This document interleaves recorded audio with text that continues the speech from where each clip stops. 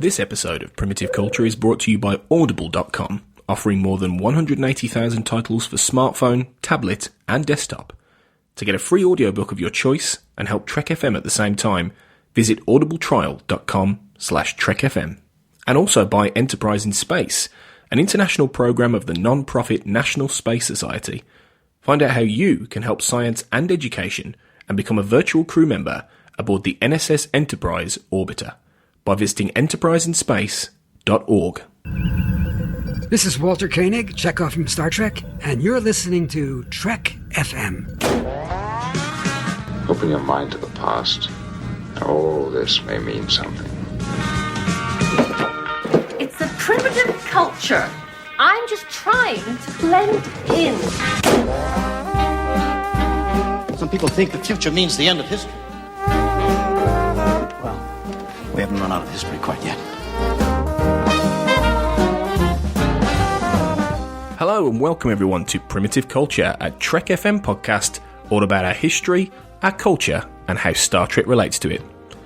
I'm Tony Black, and joining me, as ever, is Duncan Barrett. How are you, Duncan? I am very well, Tony. I've just got back from a lovely week on the beaches of Guernsey, well, not entirely on the beaches. I was there for the literary festival, so I was supposed to be working. I managed to fit a bit of holiday time in on either side, so I've had a pretty nice week. What about you? That's a much, much nicer sounding week than I've had. Oh dear. Oh no, not that I've had a bad week. I've just been working. I work in a school, so it's exam season, right. So it's it's a difficult time. But I would. You've described Guernsey to me off air, and I've seen some of your pictures, and I'm in the wrong job.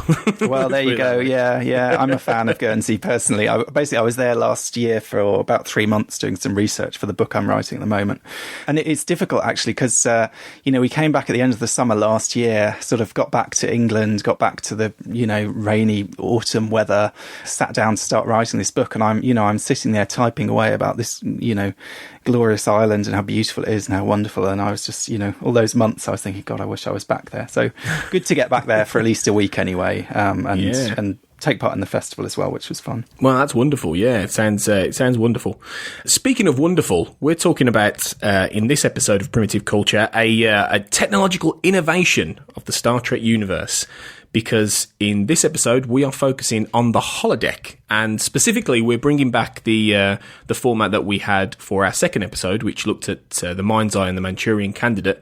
In this episode, we're looking at the 1970s film Westworld, which of course has since spawned a most recent television series, which has done extremely well in the US and beyond, in comparison with the Next Generation episode A Fistful of Datas from the 6th season. And we're going to use that as our jumping off point to talk much more about the holodeck in general and how it has been inspired by films such as Westworld, going back into the 70s, before the Next Generation of Star Trek, which is when the holodeck came into being, and some of the interesting moral, ethical, and political questions that the holodeck arises. Because as we've been planning this episode, Duncan, we found that the holodeck is quite fascinating and layered a creation, isn't it, in the Star Trek universe? It is, absolutely. And I think there's a sort of tendency to write off holodeck episodes, I suppose, because maybe the holodeck became a bit of a crutch for a lot of the series. When I was trying to look up like a list of all the holodeck episodes to check I hadn't forgotten any when I was, sort of thinking through about this episode. And the list that someone on the Babel conference actually pointed me towards, it had them all, and it said, someone had made a note on it basically saying there's only one real holodeck episode in Deep Space Nine, and that gives you one idea of why that's the best, obviously not including the original series, that's why that's the best Star Trek series. So there's this kind of assumption that a holodeck episode is going to be a bit of a lazy episode, a bit predictable, a bit sort of pointless somehow. But actually, I think the holodeck does sometimes raise a number of interesting issues, but also these episodes can be kind of fun. They can be a bit of a romp. And I know A Fistful of Datas is a bit of a divisive episode, but I actually love it. For me, it's the kind of quintessential, cozy, sort of family-friendly TNG episode. It's the kind of thing that reminds me what I love about TNG. So I have a soft spot for that episode. It is one of... I hadn't watched it in many years, because it's been quite a lot of years since I've watched The Next Generation in a great deal. I dip in and out occasionally. And, you know, it struck me how relaxed the whole thing is. I mean, it spends the first, 2 or 3 minutes with the gag about Picard trying to play his flute. And that's like most of this quite long teaser before you even get into a hint of story. So it is a very, very relaxed, very, you know, not languid, but just fun character piece with the American West, with that location, with a little bit of threat with what's going on with Data, but nothing major, nothing that's, you know, going to be particularly in terms of stakes. But it's a nice episode, and it doesn't quite get into the level of depth to an extent and danger that some of the holodeck episodes across all of the 3 series actually do get into, because they do occasionally go quite dark. And this is an example of where the tone on the whole is kept quite light and fluffy. It is, definitely. And also the comedy works, I think. I mean, I think there are, you know, it's genuinely quite a funny episode. I mean, you mentioned that scene at the beginning with Picard, which has, you know, nothing really, barely even to do with the plot. But there's, you know, quite a few decent gags in there. It's played nicely. It's slightly underplayed, you know, the kind of comedy of moments like that. And I think it works quite well. And yeah, and even rewatching it, I mean, there's a whole half of the episode which is not set on the holodeck, which is, you know, sort of Data going about his business and gradually, you know, coming out with these kind of Wild West slang and kind of incorporating these aspects of this into his behaviour without even noticing. And all those things are quite enjoyable and quite funny as well. So I think it works pretty well. It surprised me actually when you said it's 6th season. I mean, I suppose that makes sense, but it surprised me that it doesn't come a bit earlier in a way, because in some ways I think this is really the sort of quintessential stuck on the holodeck, safety's off, you know, how are you going to get out of that situation episode. I mean, they had the big goodbye, you know, really quite early on, but after that I don't think there was a huge amount of that kind of trope that we think of as such a kind of mainstay of Next Gen until this episode. And this is the one that really kind of sets that up in a big way, which is, you know, is going to come back again and again in later Star Trek. I think it's one of the holodeck episodes that really stands out. When you think about the holodeck episodes, I think the Wild West Data Worf thing sticks in your mind. It certainly does mine. I mean, my favourite holodeck episode, ironically, is the only one that DS9 did, which is Our Man Bashir. I love that because it taps into all the things I love about James Bond and espionage and all those kind of things. So that's one that really sticks out memorably for me. And The Killing Game in Voyager, because I think that's a great 2-part episode.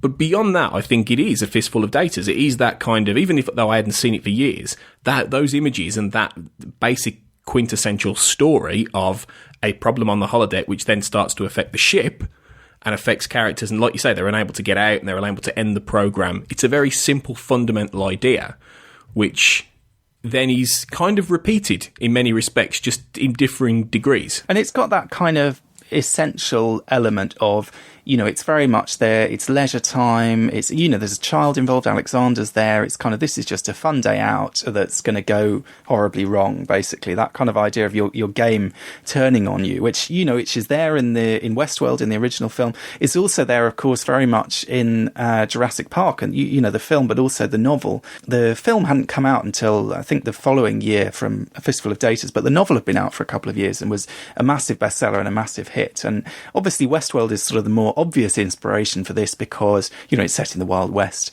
and also because I suppose the threat in this episode is very much from the fact that it's Data that it's happened to, and that Data has sort of superhuman powers. So it's kind of, you know, Worf's in this situation, how's he going to go up against Data, because Data has lightning fast reflexes and so on, which obviously in a shootout is going to be a you know, terrifying advantage. So there's that element of the link with the original film and the Yul Brynner character, the gunslinger in that, who also is this kind of unstoppable Terminator-like, I was going to say. I mean, that's another film that, of course, is in the background of all these things. The idea of the sort of, you know, cold, terrifying, undefeatable robot enemy. And it almost a kind of horror movie trope as well, which I suppose you get towards the end of Westworld, where this robot just is sort of keeps coming for this guy, and whatever he throws at him, He seems to keep going and keep going and keep going, and this kind of this force that is kind of pursuing him no matter where he runs to. I think that's actually something that struck me when I watched Westworld,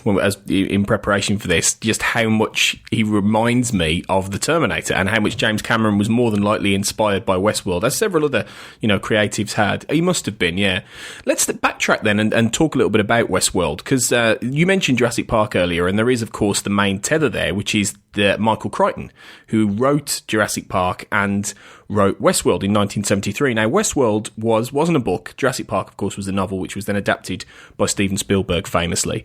And Jurassic Park is the much, much better known film, but Westworld has always had quite a kitsch sci-fi place in a decade where science fiction before Star Wars wasn't a big thing. 1973 Westworld came out, and of course it's set in a future world, although when you watch it now, it's very 70s, it's in much of its design.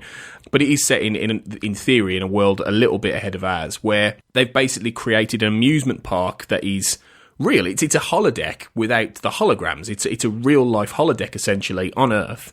And there are different parks. There is Westworld, there is Roman World, and there is Medieval World. And there are 3 different amusement parks that you can go and play these characters, and you can be a gunslinger in the Wild West. You can be a Roman, emperor. You can be a liege knight fighting, in the medieval world, and have a castle and all this kind of thing. And you can actually exist in that world. And all the other people around you are machines who have been programmed by a lab who are monitoring the whole park, who will then play the role around you, and they will be the villain, or they will be the love interest, or they will be the sheriff, or whatever. And you can then engage in your fantasy, whatever it is, within that story.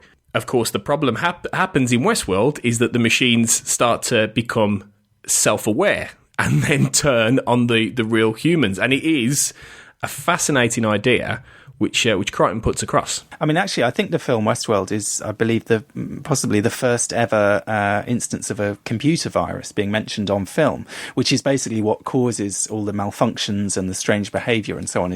They describe it as being like the mechanical equivalent of a human disease, and I think that was quite a sort of novel concept at the time. Obviously, to us, it's a bit more familiar. I mean, it's interesting. There's not really, beyond that explanation, they don't go into very much detail as to kind of why it's happening. Certainly compared to, A Fistful of Datas, there's quite a good explanation. It's, Geordi and Data have been conducting this experiment with basically wiring him into the ship's computer. With the modern remake of Westworld, there's a lot more explanation as to, who's been behind these changes. It's the programmers who've been up to various things behind the scenes. There's elements of industrial espionage going on and kind of sabotage and so on as well.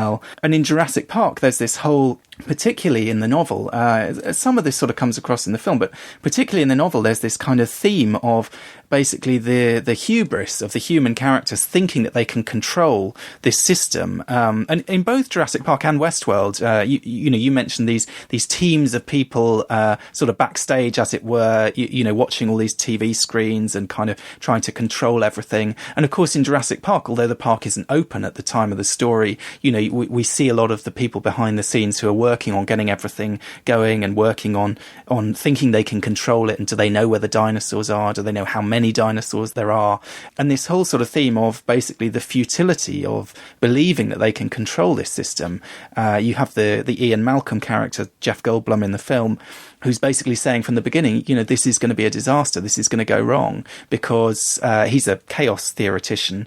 And according to his understanding of chaos theory, this is basically creating a system that cannot be controlled by human beings and is going to come back and get them. And in a weird way, I think we almost see something similar in Star Trek, because particularly I'm thinking of those kind of early holodeck episodes, not so much A Fistful of Datas, but going back to The Big Goodbye, going back to 11001 the Binar episode, going back to Elementary Dear Data. There's this kind of sense of wonder from the cast, from the crew of the Enterprise. They've never seen this before. It's brand new technology. Obviously, we know it was in the animated series, so that's a bit of a puzzle there. But as far as they're concerned, this is brand new technology. It's been souped up in the Binar episode. It's been kind of improved, and it's the new version of it.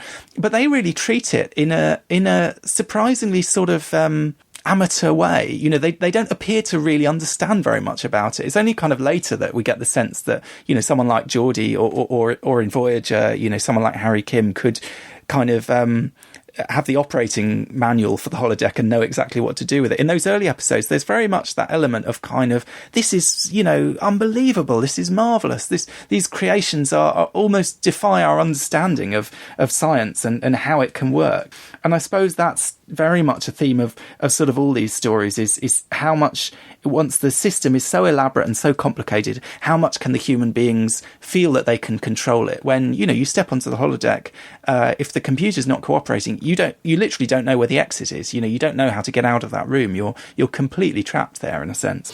Yeah, and one thing that I think is evident in Voyager. Now, Voyager has the most holodeck episodes of all of them. Voyager has 11 holodeck episodes, whereas The Next Generation only has 7. It seems like Next Generation would have more than 7, but it doesn't. And one thing I think that is clear by the time we get to Voyager is that the characters of Voyager and Voyager itself as a show is more interested in trying to understand what lies behind the holodeck, trying to relate to these kind of holodeck creations, trying to make them more human. And obviously, you know, you see that majorly with the Doctor. But it's not just through him, you know, it's the relationships that they have with these holographic programs, whether it's Tom Paris with Captain Proton or whether it's Janeway with Da Vinci, you know, or the Fair Haven, you know, Irish village, and they start to fall in love with holograms. And, you know, all these things happen that in The Next Generation, that didn't really happen. The Next Generation, in things like A Fistful of Datas, it was a malfunction, or it was Moriarty who was starting to become self-aware. You know, Moriarty is to an extent the first example of a self-aware hologram, which you later see with things like Vic Fontaine in Deep Space Nine. But it's the genesis of that idea that then is carried through with Voyager in a much more way of humans trying to understand the magic behind the holodeck, in a sense, and how the holodeck can evolve into something else. And it's something that you see in the Westworld remake that came out last year, and it's almost in reverse, in that these machines are trying to understand humanity more so. And it's a fascinating idea. Where does the line blur? And that's what's interesting about Westworld as a concept, and how I think it's a formulating idea for what the holodeck became. In where is the line between reality and fiction and existence and, you know, non-existence? Because in theory, holograms are just light, you know, force fields of light reflecting, you know, programmed ideas. But Star Trek is very concerned about taking that and trying to think about how it evolves to the next level. But also, once you get into the kind of reality of it, you get into these moral questions, which I suppose is what you see in Voyager, is increasingly, because there's this whole kind of running theme, in a way, throughout the latter years of Voyager about holographic rights and the sort of persecution of holograms, and we see the Doctor kind of standing up for other holograms. It sort of raises all these questions about the ethics of the holodeck. I mean, in Next Gen, I suppose we had Moriarty, who was seen as a very much a special case and an accidental case, you know, that they took very seriously the fact that they created this life form, in a sense, inadvertently, and they weren't really sure what to do about him. You know, they kept basically sending him away and putting him in that little box thing, basically, where he could, you know, hopefully carry on without sort of disturbing anyone. And I suppose with those episodes, it's very much there's this kind of existential threat, really, and this kind of question: what is Moriarty? Is he a real person, or you know, or is he just a hologram? Whatever that means. And even with the Doctor in Voyager, you saw that. I mean, I once read an interview with Jerry Taylor and Brannon Braga, and the writer for, I think this was Star Trek magazine back in the 90s, asked them both the same question: is the Doctor alive? And they both gave completely different answers. Basically, Jerry Taylor said, yeah, of course he's alive. And Brannon Braga said, no, don't be ridiculous, he's not alive. So you know, even within the writers, these kind of metaphysical questions could sort of go unresolved. But I suppose alongside them, there are these kind of moral questions. And actually, although these don't really get picked up in Next Gen, I think they do get picked up later in Voyager. And in fact, they're right there back in the original Westworld. Even in the very first couple of minutes of that film is this sort of basically this kind of advert, which apparently was shot after the rest of the film was completed as a kind of bit of additional filming. And it's basically these people coming out of the park and enthusing about what a wonderful time they've had. And there's this guy who comes out and he says, I just shot 6 people. And then he sort of backtracks a bit and says, well, you know, not people, they're not real people, you know, they were robots or whatever. But it's that kind of, even in that moment, it sort of raises this question of, is there something slightly questionable about this, and the new version of Westworld, the recent remake, absolutely is very centrally concerned with this, with the kind of moral question of what it means to take your entertainment. I mean, it's sort of shoot 'em up culture, to take your entertainment in a place where basically the enjoyment is, you can rape, you can murder, you can basically do anything you like. And they keep saying to people, this park is, it's not just about entertainment, it's not just about fun, it's about finding yourself, it's about finding who you really are. If, modern culture and modern social convention and so on is stripped away and you can do whatever you like, that really you're going to find yourself. And one of the most shocking aspects of the storyline in that series, this is a massive spoiler, by the way, so stop listening for anyone who hasn't seen it yet, and it is absolutely worth watching. And completely, a lot of people said they saw this coming, but it completely took me by surprise and really floored me, is that the character who we see all the way through that story, who is this kind of quite sweet, quite trusting, naive, basically the nice guy, the guy who doesn't want to get into the violence and the sexual violence and so on, that we discover that actually all the scenes that we've been seeing with him, which are quite similar to the original movie, they have a similar dynamic of him and his less pleasant friend basically goading him on, have actually taken place in the distant past, and he's the same man who is essentially being presented as the villain, the Ed Harris character, who is completely amoral, who in the first episode rapes the central character, who is killing people, who is kind of brutalizing people, and that basically that's who this, that he has discovered himself, he's discovered this kind of dark side of himself, and that's who he's become. And I suppose the original Westworld, it sort of only hints at that in a way, but it is there, and it is kind of underlying all of these stories in a sense, is is this kind of moral question and this sort of moral bleakness really about these fantasy worlds. Well, it's the extension, isn't it, of what we have now, and the holodeck is then the extension beyond that, which is nowadays in the UK, in the US, in many countries in the world, we have theme parks. We increasingly have virtual reality technology where we can go into a gaming world, and we have computer games and things like that where you can get out of, you can go and going into Grand Theft Auto, and you can, spend an entire day murdering people on the street consequence free. But you can go to a theme park in the real world and you can get a thrill. You can go on a roller coaster, or you can experience something that will make you sick or make you elated or whatever. This is the extension beyond that, where if there are no rules because you've paid a fee and you've gone into this world that has no consequences because you're not dealing with human beings, then is that okay? Is it okay to go and rape a machine as a cowboy? Or is it okay to go and slaughter thousands of machines as a medieval knight and enjoy it and get the thrill? And, the Westworld TV series, even like you say, it is there in the original movie, but the original movie is more of a kind of a pulpy 70s, science fiction thriller in many respects. Whereas the TV show is a very complicated, layered, subtle, mysterious drama. And at the heart of that entire story, which you've just described very well, is this idea of, am I a good guy or a bad guy, essentially? Who am I inside? If I can do this, what does that say about me as a person? If I enjoy it, if I get a thrill out of killing someone, if I get a thrill out of raping a woman, does that mean I'm bad? Doesn't that mean I'm a bad person? But does it matter in the context of machines? And, the same moral questions come up in the holodeck. They don't come up in a Fistful of Datas, which is more of a fun romp, but they do come up in the general concept of what the holodeck is. One of the interesting slight links, though, between a lot of these stories is the idea of prostitution. And weirdly, prostitution does come up in A Fistful of Datas. And it's not just there in the background, it's kind of remarked upon, because there's this joke about the fact that when Worf and Alexander first enter the program, there's this woman basically flashing her legs at them in a kind of suggestive way. And Alexander says, "Oh, yes, Barclay helped me with the program." Now, obviously, we know that Barclay has got in trouble before for presenting his female colleagues in this kind of sexual light in the holodeck, for having these kind of hollow fantasies that are not really acceptable. And it certainly seems like Barclay has sort of sexed up the program in a sense. And I guess we do get, I mean, you know, TNG is a sort of family friendly show. They don't really go there very directly, but there's also that episode, the Perfect Mate, where I think it is where Riker is struggling to control himself with this, you know, very beautiful and alluring woman, and then he says at the end, "Oh, if anyone needs me, I'll be in the holodeck." So there's definitely this kind of implication that the holodeck is where people go to, you know, get a kind of sexual release aside from anything else.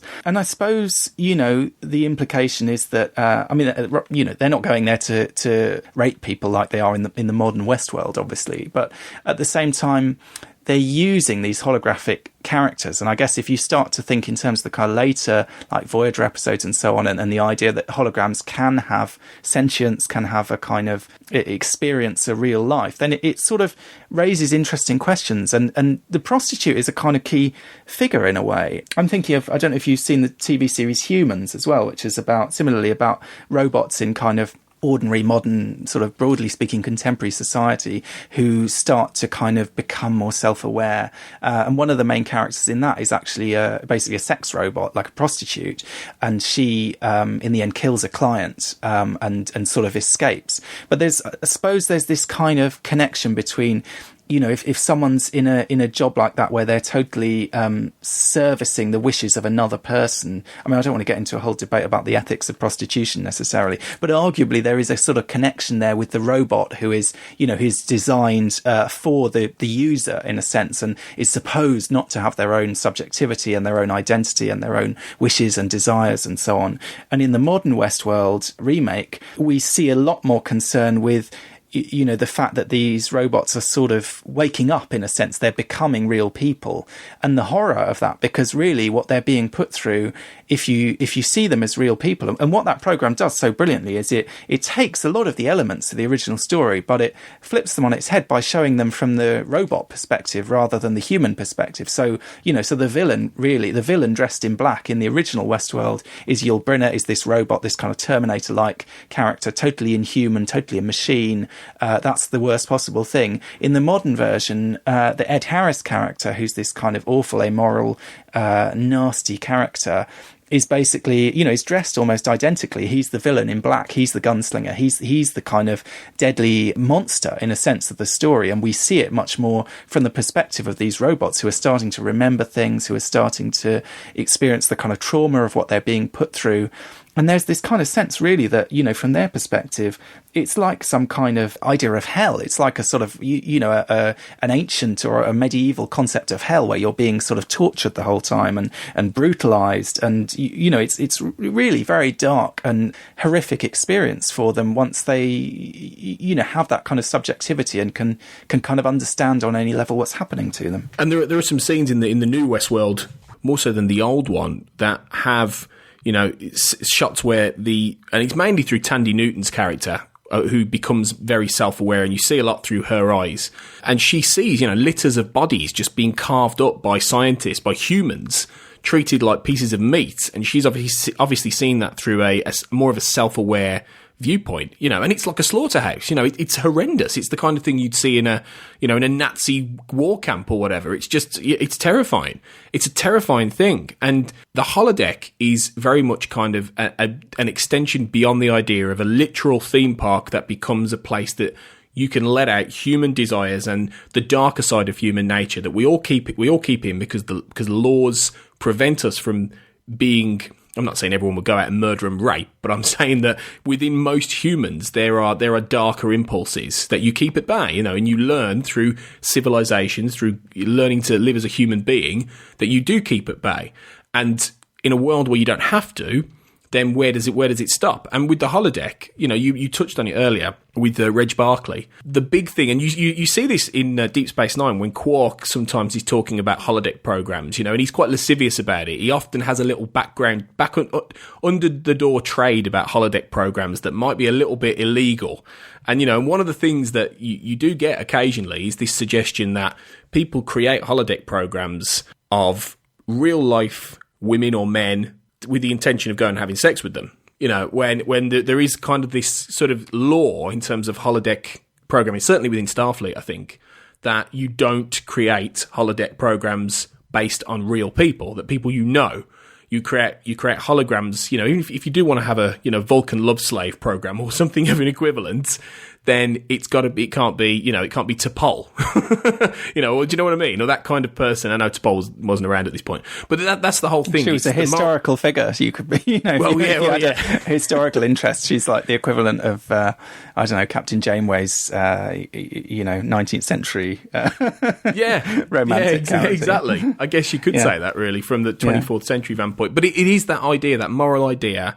There is surely something a little bit wrong about having the power and the ability to create that through, light and photons and things like that. And if there is a reality to the holographic world, as you see through the Doctor, through Vic Fontaine, if these people start to become self-aware, like the machines start to become self-aware in Westworld, at what point does it become more than just a game? At what point does it become more than just entertainment? Because also, it sort of depends on the context, doesn't it? I mean, for Vic Fontaine to be self-aware, well, Vic Fontaine's leading a pretty, happy life in a sense. And no one goes into Vic's casino to go and start a fight with him or make his life miserable. They go there to enjoy the show. And, it's quite a pleasant experience for him in a sense. And he doesn't seem to have too much of, the Doctor in Voyager is always trying to sort of expand and do more and go further and so on, and we see that a little bit with Vic in It's Only a Paper Moon, but at the same time he's reasonably content to be the entertainer, to be that person. That's sort of what he wants to be. But if you were to ask the Vulcan love slave if the Vulcan love slave was self-aware, that would be quite a different issue. I mean, I've always had a slight problem with description of programs like that, because I think there is this kind of idea of comedy around it, and it's the same with the Orion slave girl, with that kind of whole routine where really what we're talking about is sex slavery, which is not really a funny subject, but at the same time it's presented in this kind of nudge nudge, wink wink kind of cheeky way. I mean, it's the same thing, you get it with Star Wars as well, the kind of slave Leia thing. There's this kind of titillation around the idea of having a sex slave, which is pretty unpleasant when you think about it. But interestingly, ties very much into that idea of, well, if you can get away with it. I mean, in The Cage, we see the captain seemingly contemplating going and becoming an Orion slave trader. It's this kind of idea of, well, if you can get away with it, what are your real moral boundaries? That comes up very much in the modern Westworld, and Quark's holosuites, which don't appear to be constrained by the kind of usual rules about what is and isn't acceptable, are certainly in that direction. I mean, there's that episode where the guy, the Jeffrey Combs character, wants to create a kind of Kira sex program, basically, and is trying to kind of steal her identity in a sense. And it's, it's ahead of its time in a sense, the idea of sort of identity theft, and also like stealing people's private images, which obviously is something that, that comes up these days. But in a sense, that's exactly what's happening in that program. Yeah, it is. And it's funny, when you look at it from that perspective, when these were being made in the 90s, those issues didn't exist in the real world. You didn't have that idea of digital online threat. It was before that age. So it's interesting how you can use that as an analogy. What about the idea of the holodeck being a self-aware force that the computer becomes corrupted by, in the sense of, in A Fistful of Datas, they can't shut this down. When they try and say computer end program, it won't work. And then they become, Worf and Alexander and Troy become trapped within this world of increasing, enemy datas, and the landowner guy who comes to get his son out of jail, and allowing Brent Spiner to play all these different Western cliche roles, but having fun doing it at the same time. But at what point, and you see this in a lot of the holodeck episodes, at what point does the holodeck become dangerous? Literally as a piece of entertainment gone wrong, in the same sense that happens in Westworld with the machines revolting, and in Jurassic Park with the dinosaurs getting loose. It's that same idea. And obviously, you have the option to turn the holodeck safeties off in a controlled program.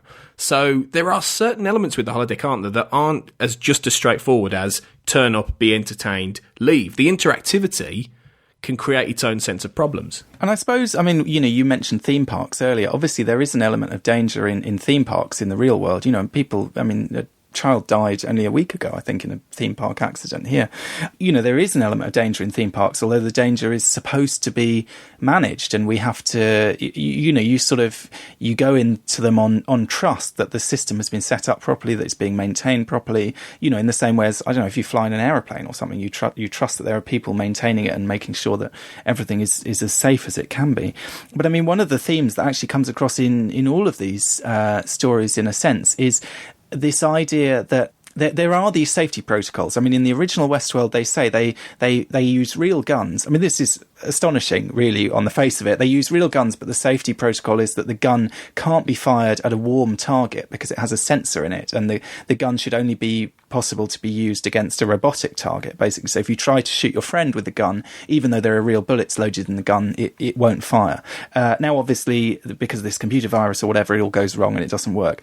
If you look at Jurassic Park, particularly in the novel of Jurassic Park, there's all this discussion, and it's in the film as well, but at slightly less length, about convincing the visitors that the park is safe. I mean, that's basically what the plot of Jurassic Park is supposedly about. That's why they're there, is to see the park, to see what's been achieved, and to kind of sign it off as that it's possible that it can be open to the public. And there are these grave concerns from the very beginning. I mentioned Dr. Malcolm has produced this report basically saying it's impossible to make this park safe. The very nature of the kind of chaotic universe will create danger in what you're doing. And there are so many different safety protocols that they've built into their structure there. This idea that the dinosaurs can't breed because they're all female, but they made a mistake because they used the amphibian DNA, and the amphibians can actually change sex if necessary. These ideas to do with the way the computer system is set up, ideas to do with the way that the power system is set up, so many different levels basically in that story revolve around a system that was thought to be foolproof, that they thought they'd worked it all out, and they missed something. They didn't think in a certain way. They didn't, realise that one unexpected event could lead to another and lead to another and lead to another, and the whole thing basically falls apart around them. And obviously in Star Trek, they have these safety protocols, but of course it's a bit of a running joke, because the only time we ever hear about the safety protocols is when they're not working. And when they're not working, your seemingly benign entertainment becomes completely lethal, in a way that is slightly hard to credit that anyone would take these risks. I mean, it's you do sort of wonder after a while, are you mad to go in the holodeck? Because, we've seen it go wrong so many times, and we've seen that people can actually be killed there. And in the same way, I suppose there's this kind of question, would you go to Jurassic Park? I mean, do you go to a theme park and ride on the roller coaster knowing that there is a small chance that it might kill you? Would you go to a park full of dinosaurs, or is that actually a slightly foolish and reckless thing to do? I mean, for example, I went diving in a cage with a great white shark when I was quite a few years younger.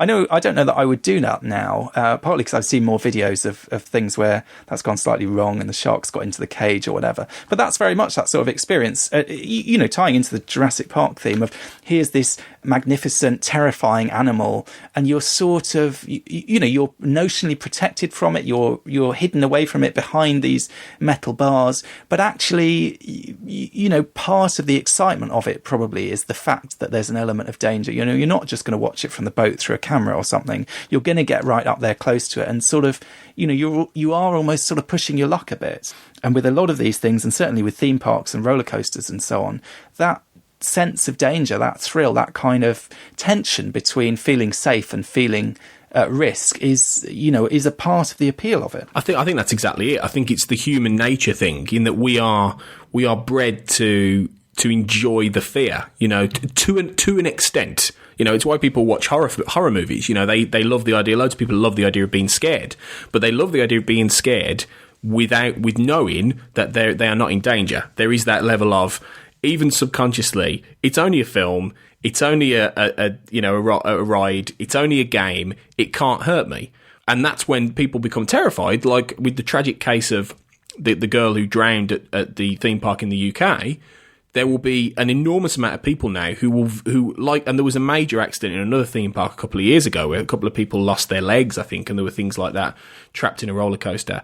There's a massive backlash in terms of the amount of people who would go, I'm not going there, I wouldn't go and do that, because the reality of it has become that the fear it's exceeded safe levels. It's actually become a real danger, a real threat. And These cases are seldom, but the reality is, if you went to a park full of dinosaurs, that quite honestly, at some point, someone's going to get eaten. That's the reality of it. Like in the holodeck, if you have these starships that are traveling the galaxy with a holodeck on where it's at the mercy of a computer that for whatever reason can go wrong or can be infected or whatever, at some point, your entertainment system is going to go wrong.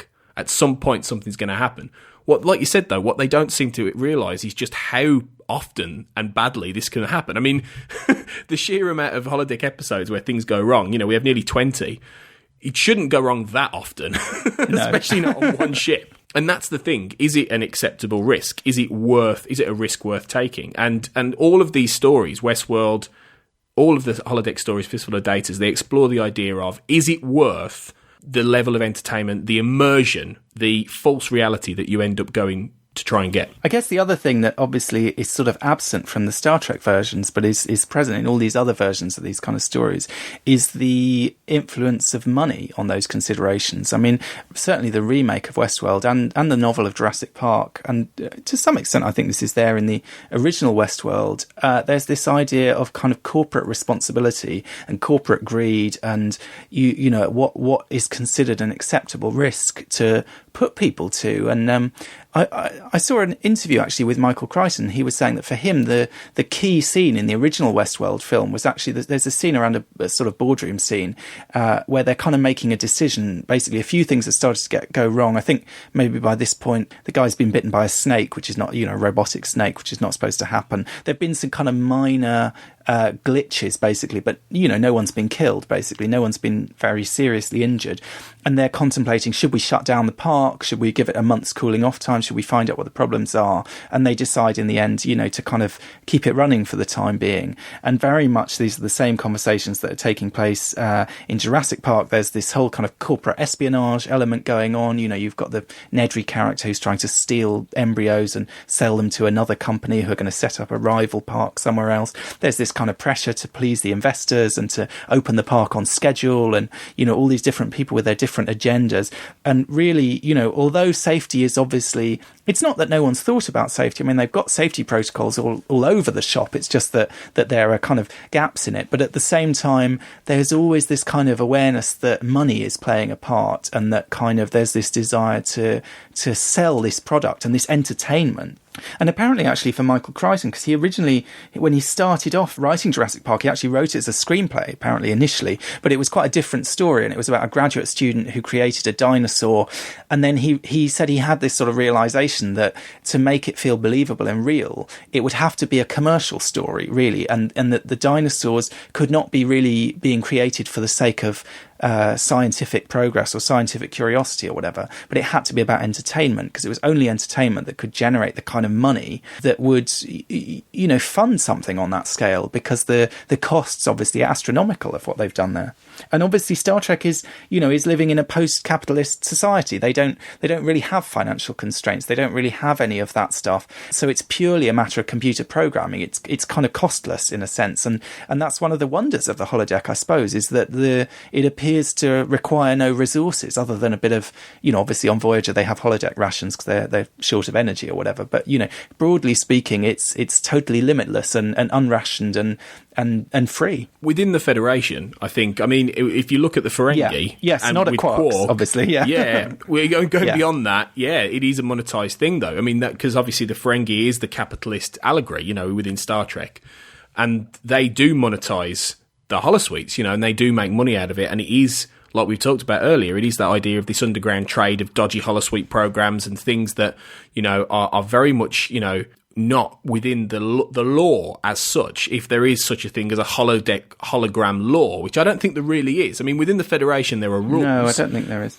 About how you govern, how you do this as a Starfleet officer. But beyond that, it seems like it's Thunderdome. Nobody cares. You can do what you want with the holodeck as long as you can pay, or as long as no one's watching. And that's quite a dangerous idea in itself. And then it also can lead to things like episodes like In the Pale Moonlight, which obviously uses the holodeck in a very, very dangerous way, in terms of manipulating the entire galactic landscape with the faked holodeck program of a a meeting between the Romulans and the Dominion, which is probably Sisko's darkest hour, really. In many respects. I mean, that's a phenomenal episode, which gets into the morality of much more than the holodeck. But the holodeck is a key thing that Garrett uses in order to manipulate this situation. So it can be used for far darker things than simple morality or, just entertainment in the long run. Absolutely, yes. No, that's certainly that's true. And I suppose it's, in Next Gen, it's very much, it's about entertainment and it's about, it's about leisure activities and so on. And it has a sort of innocence to it. It's true.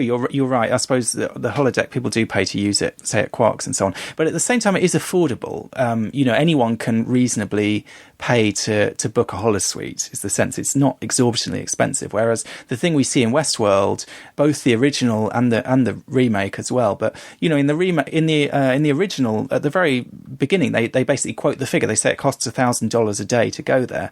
Now, I don't know what $1,000 in 1973 is worth now, but it's a lot. Basically, you've got to be very wealthy to partake in this activity. And certainly in the remake of Westworld, it's seen as this. It's very much an entertainment for rich corporate types. I mean, I suppose a bit like we see today with, trophy hunting, basically, is a kind of, something that the very wealthy go and do and exactly, play out these kind of violent fantasies in a sense that most people are slightly horrified by, and that they can do, if they've got, however, I don't know what it costs, but, whatever it costs to kill a giraffe, they can kill a giraffe. And, to most people, there's something deeply unpleasant about that, but that's the kind of reality of it. And I don't know with Jurassic Park, it's not really. I don't know if it's as clear as that. But at the same time, I think there is an awareness that it's not going to be. It's not going to be on the level of Alton Towers. It's not going to be sort of affordable for anyone on a weekend, is it? It's going to, you're going to have to fly to, wherever it is, Costa Rica to start with to get anywhere near that. So this is very much like high-end luxury holiday experience for the super wealthy and their families. Which is why, oddly enough, the reality of a holodeck, and I know in the real world we are a light years away from that in the Star Trek paradigm, but in theory, given we're heading towards virtual reality, given we're heading towards, augmented reality in terms of video gaming and things like that, what we're seeing increasingly these days, that in itself is much harder to make an elitist money-making thing. Anyone can go out there now and buy a PlayStation VR for £300. It's not something that you need to pay tens of thousands of pounds to have. And yes, okay, it's not the level of immersion that a Westworld would be or a Jurassic Park would be.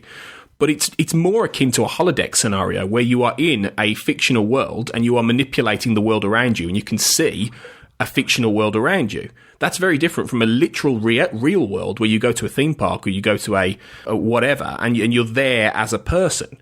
So it almost seems like the holodeck wouldn't cost as much, if you see what I'm getting at, as something to be used. And that is reflected in the Star Trek universe. But it is...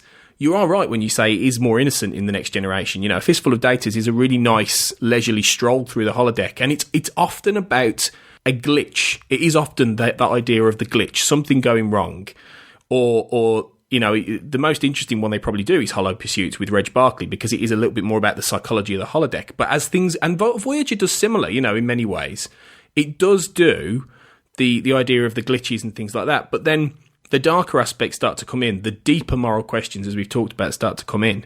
And you start to realise, I think, that it's not necessarily something that it was a good idea. I mean, if you would Archer have approved of this? I don't think he would have done, to be honest. I mean, I suppose it's also one of the things we see in these darker episodes. I suppose it's not a glitch; it's a choice. I mean, it's interesting actually. Fistful of Datas.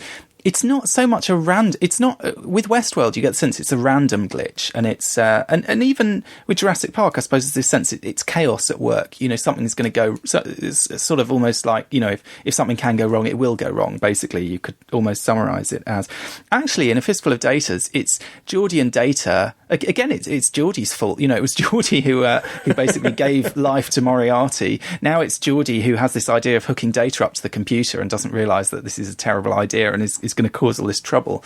And unfortunately, most of the trouble is fairly minor and comedic and silly. It messes up with the play scripts and the music playback, and he says it's the library systems that it affects. So in other words, no kind of vital systems. It's not affecting life support or anything like that. But at the same time, because the holodeck has this capacity to become this kind of deadly killing machine, a glitch in the library systems is potentially quite dangerous. But it is at least unintentional. It's a mistake that they've made. A little bit in the way of, with Jurassic Park, for example, there's this very strong theme of hubris, of humans thinking that they know what they're doing, and actually all these errors creeping in because they haven't factored in, they haven't accounted for this, or they haven't accounted for that, or they didn't realise that they were taking a shortcut that's going to lead to trouble. But actually what we see in a lot of those later episodes, particularly those Voyager episodes, is the holodeck is being used, in a sense, as a weapon in itself. I mean, in worst case scenario, we see Seska basically deliberately turning the holodeck into a death trap so that she can hurt people. In extreme risk, we see B'Elanna basically doing the same thing to herself, using the holodeck to injure herself, to threaten her own life. I suppose, very much like we're saying about the theme park rides, almost like, going to a theme park and, not wearing the seatbelt or whatever, deliberately making it as dangerous as possible. In the Killing Game, we see the Hirogen, again, turning the safeties off in order to use the holodeck for entertainment, for hunting, for sport, all these themes that sort of come out, particularly in the later Westworld, but are kind of there in the background in the early Westworld. And then obviously that gets kind of turned on its head later on in the two-part episode Flesh and Blood, where you've got these kind of holograms who are becoming more self-aware and so on, and they are really experiencing very much that kind of hell that we were talking about in the new Westworld series of being hunted, of being used as kind of as victims of violence. In a sense, that's what they're being used as, and the kind of brutality and the cruelty of that. But again, it's a kind of something might go wrong, so in that case the Hirogen make a mistake and don't bank on the holograms kind of getting back at them, but at the same time their original intention is not innocent. It's not just entertainment, it's not just a leisure activity. They were actually intending to do something kind of morally questionable with the holodeck. And in fact, Janeway had in effect colluded with that, because she was the one who gave them the technology. This was one of those stories where Janeway made a decision in one episode and then a few years later it kind of came back to bite her, in a sense. She played out that kind of hubristic storyline, the kind of Jurassic Park storyline or whatever, thinking she could give technology to another species in a safe way.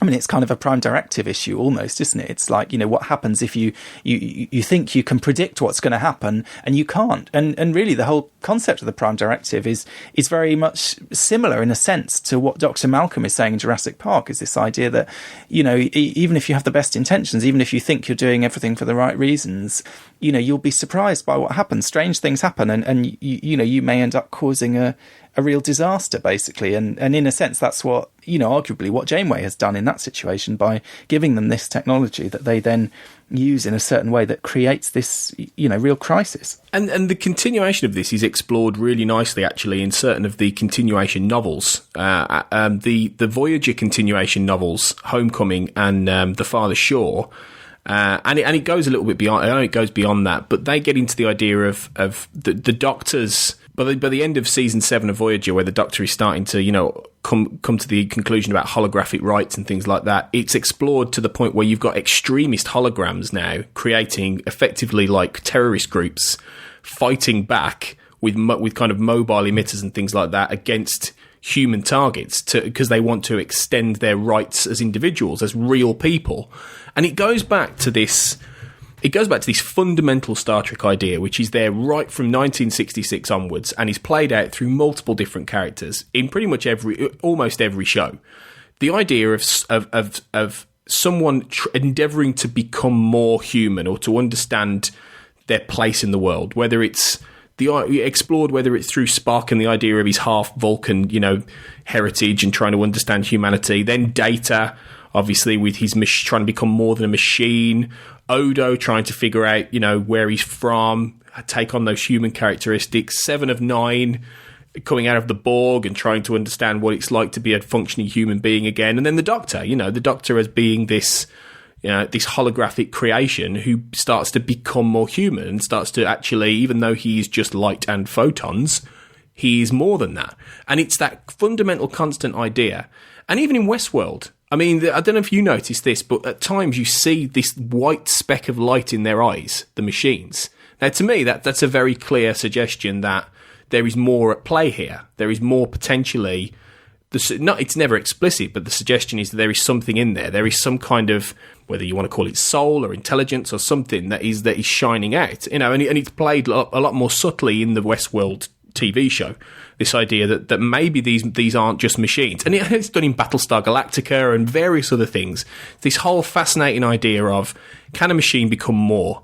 Can a hologram become more? And through the holodeck and through these kind of stories, you get the real opportunity to explore whether or not a fictional, almost magical world where anything is possible can either become dangerous or can become so self-aware that it starts to become more real than real, more human than human. And it's a constantly evolving idea, I think, throughout Star Trek. Well, I'm interested to hear you talk a bit about the post-Voyager novels, because I wasn't familiar with those stories. But I've sort of often wondered, I mean, obviously we know that, with Discovery we're going back again, we're having another prequel. But, I'm one of the people who would love to see a future Star Trek series set in the time period after Voyager, after Nemesis, sort of going forward. But one of the real questions with that, I suppose, is, how does this issue of holographic rights get resolved ultimately? Because right towards the end of Voyager, we have the episode Author, which is the kind of like the Doctor's version of Measure of a Man, in a sense. It's his kind of staking his claim to his rights as an individual. And there's this kind of theme of this sort of nascent movement to give the holograms rights and so on, and to recognise them as, as people rather than just things. But if you do that, then does using the holodeck basically become morally impossible, in the way that, arguably watching the modern version of Westworld, that's what your kind of response to it as a viewer is that there's something morally repulsive about this whole concept, in a sense, because these, that you do start to see them as people. They feel like they're people, these robots. They're not, just machines. And if you start to see them as people, then really the way they're being treated is kind of appalling. So, in that case, is it really fair to just say, well, Moriarty was a special case, the Doctor's a special case, Vic Fontaine is a sort of borderline special case, but all these other holograms, we're totally confident they're not sentient, they don't understand what's going on, we have the right to kind of use them however we see fit, or does that become increasingly problematic? And also, once you have the ability to impart sentience to a hologram, which is kind of the implication with Vic Fontaine, is that, there it wasn't an accident, it was actually a choice. The designer gave him self-awareness and gave that to him deliberately. Then I suppose it sort of raises the question, if you're not doing that to the other holograms, is that right even? I mean, if you're creating these characters and then deliberately limiting their kind of ability to have an identity, to have a person, to live, in a sense, you're deliberately preventing them from doing that. What are the kind of moral questions around that? So it sort of made me wonder, in the years after Voyager, assuming that this whole issue of holographic rights continues to become a thing, and the Doctor is campaigning and so on, will every Federation starship still have a holodeck on it, or are they going to have to realise at some point that maybe they should start shutting those holodecks down and, look for some other kind of entertainment to keep them occupied? And what impact will that have? Because obviously it's, as we've seen, it's quite a big part of their leisure activities, particularly on Voyager. It's seen as really crucial to them, and a place for sort of bonding and, relaxation on this quite difficult, lonely voyage, in a sense. It's their way of sort of getting away from the reality of it all. It's a fascinating idea because, as you say, in not just obviously in something like Voyager where they're stranded, but in deep space missions, there are for a long period of time, a 5-year mission, so to speak. Yeah, the holodeck is like it's like the equivalent of, somebody in a job coming home and having no form of entertainment, or having a limited form of entertainment. Your TV's taken away, your video games console's taken away. It's that whole idea of if you're interested in that kind of thing, what else is going to be that release? Is going to be that, that relaxation. You're absolutely right. So it's, from that perspective, it's an interesting idea. In terms of the continuation novels, I haven't read all of them yet, but the story I've read, the Doctor ends up becoming something of a figurehead, without wanting to be, of a very radicalist holographic movement who are prepared to kill in order to make their case in order to be given the rights of an individual of actual life forms instead of being, locked away in computers or used for the amusement. And there's a really Christy Golden writes the novel. It's a really quite sadistic sequence of scenes where holograms kidnap certain Starfleet officers on a ship from Voyager, I think it is. They kidnap and they put them in a holodeck, and the holograms are in charge, and they basically inflict some real horror on them. They make them their slaves, and it goes even worse than that. There are suggestions that a human character gets raped by a hologram and then has to deal with the consequences. And it's a really quite dark, sinister storyline in which these very sadistic holograms turn the tables in their head, whereas obviously to Starfleet officers or human beings, there is no moral issue because they're not real. and that's the fascinating idea that the novels begin to explore. So I think that could be an extension, a quite dark extension of, do we need to shut the holographic, system down, because these holograms could, if they have control, could actually start hurting real, in inverted commas, human people. It's a fascinating idea that would be great, as I agree with you, it would be great to have a show set in the early 25th century or whatever that was able to explore some of these issues. Absolutely. I have to say, when I first started watching the remake of Westworld, one of the first thoughts I had was sort of, well, if Star Trek comes back in the future, basically it feels like the kind of ultimate holodeck episode gone horrifically like violent and awful. Do you know what I mean? Does, like yeah, because it is very much in that kind of frame, but at the same time, it's so much. It's a much more modern take. It's much more brutal. It's much more shocking and complex in various ways. But it really is. It's tapping into some of the same ideas, but just pushing them in a much darker direction, really. And in some ways, I suppose, going back, it makes you look at these other presentations of a kind of comparable setup in a different light. It's kind of impossible not to be affected by seeing things through such a kind of bleak lens. In some ways, going back and looking at these other stories which share some of the kind of structural connections with that in a way. It's true. It frames the holodeck in a much more sinister context, really. So I suppose the big thing to think about really is whether or not Westworld is a good touchstone to go and investigate, really, and the new series in terms of Star Trek, and as a Star Trek fan, as somebody who likes holodeck episodes, is it worth going back and looking at the new Westworld as well as the old one to see these parallels? I'd say the old Westworld, it's worth seeing. It's a bit of a kind of cult classic, I suppose. I'd seen it. I think I'd seen it years and years ago, but I really didn't have much in the way of memories of it before going back to watch it this week.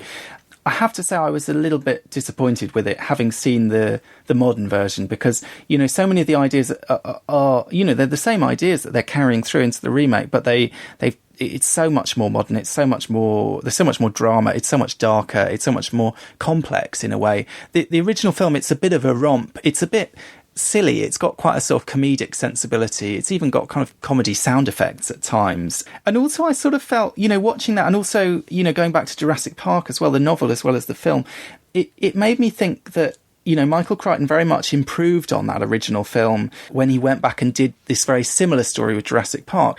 Partly just because both the book and the film of Jurassic Park, it sort of feels like there's a bit more meat to it. It's sort of about something. Do you know what I mean? There are ideas in there, whether it's the kind of chaos theory, whether it's, this kind of critique of science, is the age of science coming to an end. There's a lot of sort of interesting background information and theory about dinosaurs. You kind of learn quite a lot there.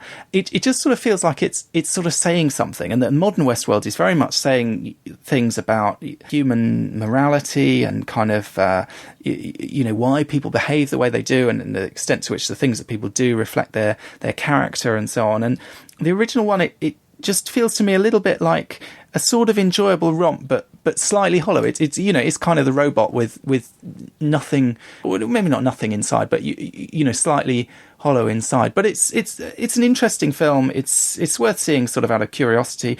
Also features Majel Barrett as the brothel madam, so worth checking out for that reason. But I would say it's kind of no contest really. The modern remake of Westworld is just really mind-blowing television, and absolutely if you're going to watch one or the other, you'd probably be better to go with the remake. Yeah, I completely agree. I mean, it's quite something. I mean, it's a genuinely fascinating piece of television.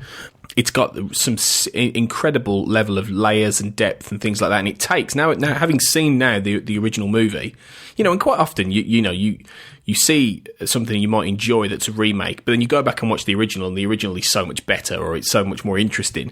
In this case, Jonathan Nolan and HBO have really taken this idea, this concept that Michael Crichton had, and truly done not just a modern remake, but taken all the fascinating ideas within and punched it up to a different level. So while the original is a really interesting piece of 1970s pulp science fiction thriller, and yeah, as I said at the beginning, a strong inspiration for the Terminator, definitely. That is all it really is.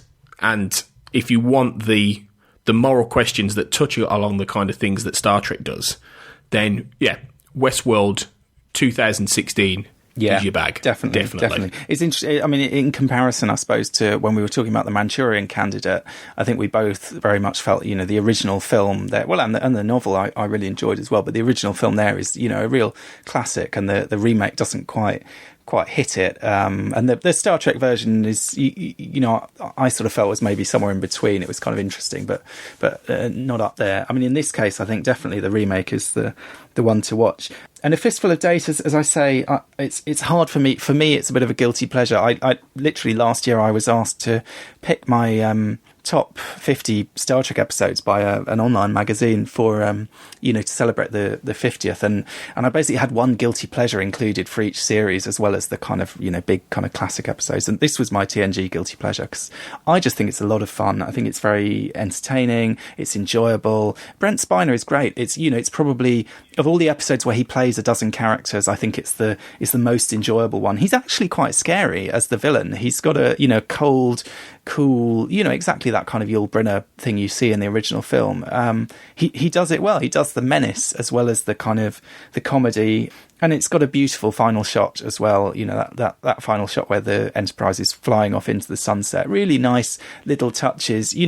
Patrick Stewart directed it with, I think, real sort of affection for the for the kind of Western genre and so on, and for the kind of tone of the show. It holds together very well. It feels quite confident. It is a late TNG episode, but everyone feels very settled in. It's all about the characters. It's all about the kind of interactions, the humor, and so on. And it just all works very well. And it really captures that kind of quality of TNG that was so appealing about it. This kind of family of people that you enjoy spending time with week after week. Yeah, I completely agree with that. I really do. I think it's a lovely episode, really nicely directed, well performed. Takes a simple concept and does it well, and has a lot of homages to Sergio Leone and Rio Bravo and things like that along the way, and it's lovely in that sense, and it's a good example of the Next Generation being quite relaxed, enjoying the characters it's got, enjoying its ability to take its time. And yeah, it's lovely. Although for me, my guilty pleasure holodeck is Amok. Fair enough. But that's but it's the same kind of thing. They're quite similar in a way. I think that kind of genre, playing with the genre. That's very much sort of playing with the kind of Bond genre and so on. And also, one of the nice things is just seeing the great pleasure of Alman Bashir is seeing the regular actors playing these different characters, and in a way you don't quite get the same thing here. You do with Brent Spiner, obviously, but also Marina Sirtis is great in this episode. Very much kind of playing against type in a sense, playing this kind of mysterious stranger, and it's another one of those episodes that sort of reminds you how much better she could have been in a way if maybe she'd been written for a bit better. It's another one of those stories which shows her kind of stronger side, shows a bit more character in a way. She's not just sitting there stating the obvious or whatever, the kind of Troy cliche. She really crashing the ship, or crashing the ship. Yeah. It's very true. It's a good episode with good character work. So I'm sure anyone listening to this doesn't need an excuse to go and watch A Fistful of Datas again, but you were just giving you one. There you go. So go for it. Yeah. Well, it's been really interesting talking about Westworld and Fistful of Datas and beyond with you, Duncan. In this episode, it's been quite illuminating, really, to get into this discussion, and it almost feels like the tip of an iceberg, really, with the holodeck. So I think it's time you and I get back to work, though. So computer, end program.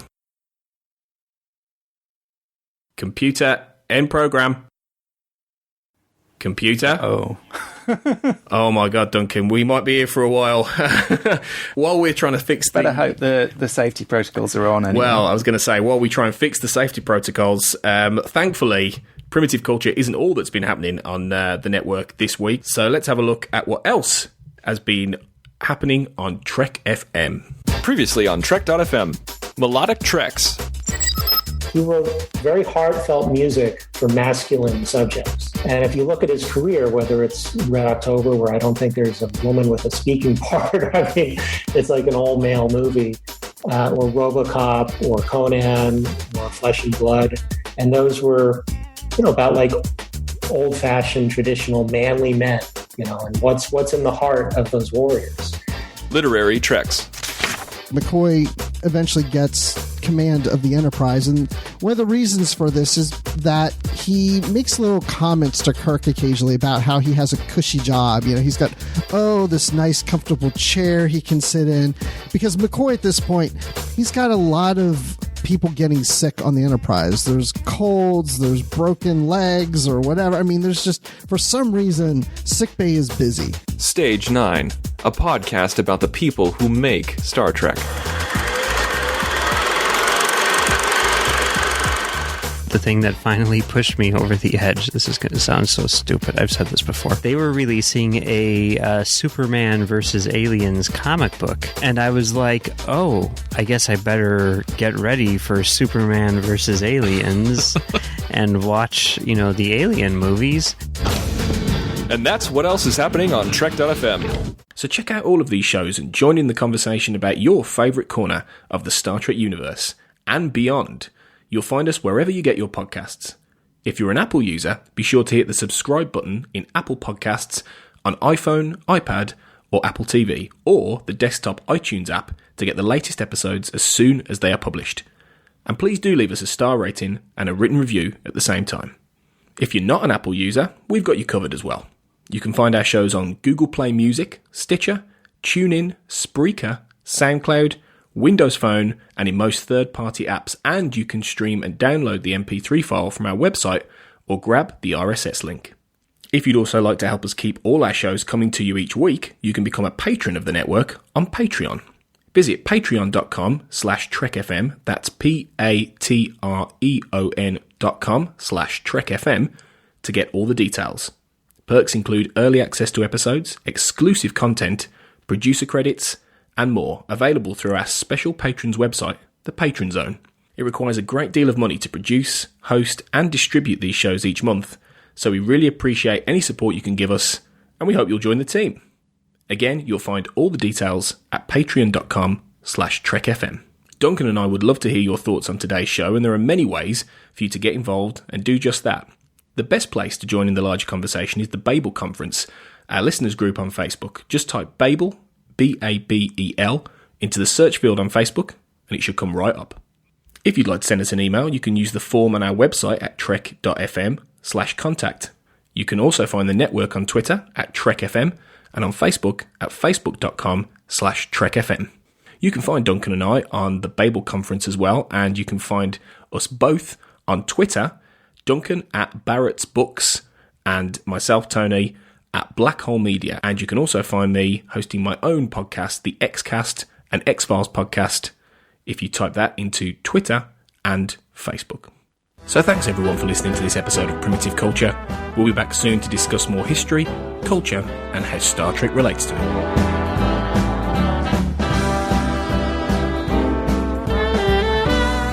You're blended, all right.